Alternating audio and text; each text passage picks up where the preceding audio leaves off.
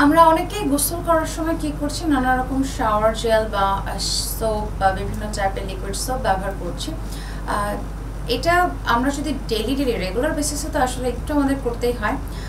তাছাড়াও আপনি যদি একটু ফ্রেশ ফিল পেতে চান, সেক্ষেত্রে আমি পানির সাথে যেমন চন্দনের গুঁড়ো মিক্সড করার কথা বলেছি, আপনারা পানির সাথে শাওয়ার করার সময় গোলাপ জল মিক্সড করে শাওয়ার করতে পারেন। তাতে করে দীর্ঘক্ষণ গোলাপ জলের যে একটা ফ্রেগ্রেন্স রয়েছে, গোলাপ জলের যে একটা মোহনীয় ঘ্রাণ রয়েছে, সেই ফ্রেগ্রেন্সটা বা সেই ঘ্রাণটা আপনার ত্বকের সাথে থাকবে, আপনার শরীরে থাকবে এবং দীর্ঘক্ষণ আপনি একটা ফ্রেশ ফিল পাবেন।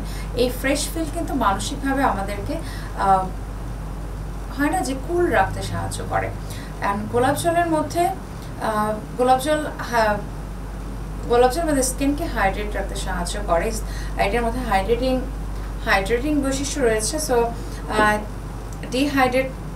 ত্বককে ডিহাইড্রেট করে, এছাড়াও ত্বককে নরম এবং কোমল রাখতে সাহায্য করে। আর সব থেকে যেটা ভালো কাজ করে সেটা হচ্ছে যে আমাদের ত্বকের পিএইচ ভারসাম্যকে বজায় রাখতে সাহায্য করে গোলাপ জল।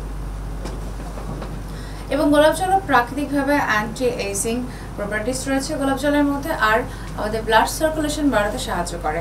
ব্লাড সার্কুলেশন যত বেশি বাড়বে তত আমাদের ত্বকটা ভালো থাকবে।